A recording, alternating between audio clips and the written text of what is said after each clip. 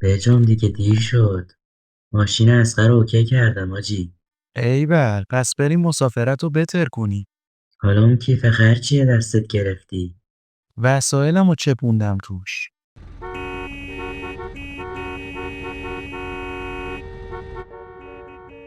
جاده چقدر شلوغه امروز. آره خیلی شلوغ شده. نگران نباش الان میانبر میزنم.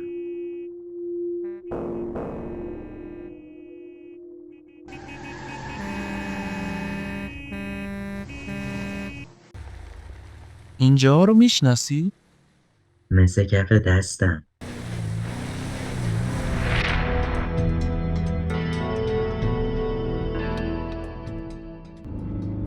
پس چرا نمیرسیم؟ میرسیم الان.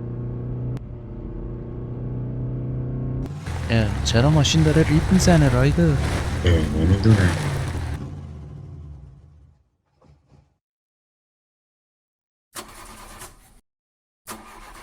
حاجی روشن نمیشه.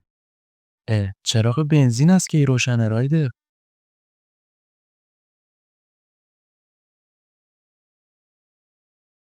آنتن نمیده حاجی. آخه رایدر احمق، تو نباید نگاه کنی ببینی ماشین بنزین داره یا نه؟ تقصیر من چیه؟ تقصیر خود اصغره. اون باید ماشینشو بنزین میزد. حالا ولش کن اتفاقی که افتاده. من میگم امشب همینجا بمونیم.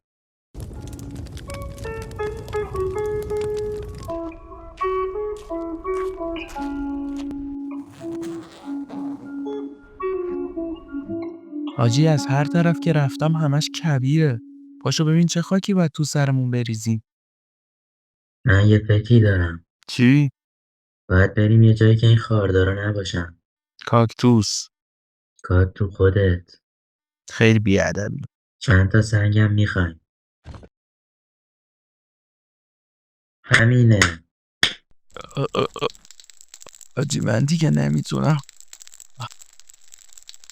آخ بیا دستمو بگیر حاجی من دیگه نمیتونم.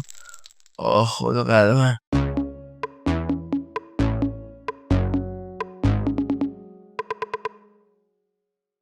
حالا یعنی چی این سس؟ تو این فیلم ها دیدم حاجی وقتی یه جا گیر میکنن بزرگ مینویسن سس که یکی بیاد نجاتشون بده.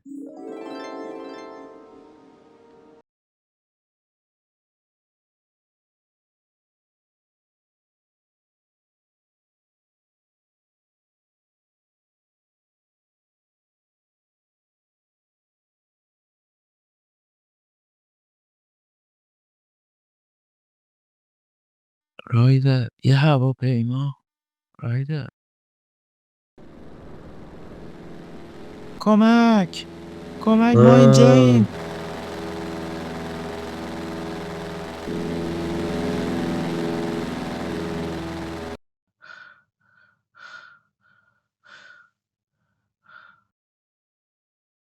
رفتش.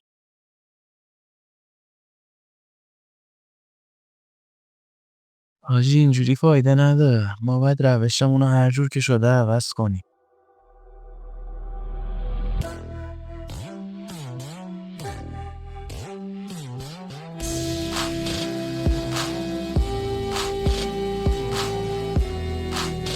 ولی به نظر من تو کبیر لوت و اینا لباس بیشتر جواب میده.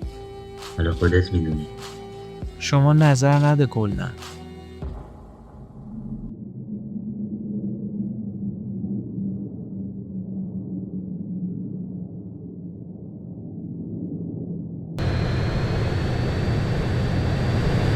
ایول حاجی از شاید به بچه هست به علت نقص فنی مجبور بود سرد اضطراری هم باید برگردم. خیلی لاشی من بهتون اعتماد کردم شما با احساسات من بازی کردین. زر نزن بابا، ما داریم اینجا میمیریم، اون وقت تو آره به فکر راست میگه کمرتی. لاشی ما را خودتی. اینجا نجات بده. داداش میگم تو نمیگی جریان چیه؟ جریان پرنده میرسن کویرلوت همشون درخواست فوهستوری میدن.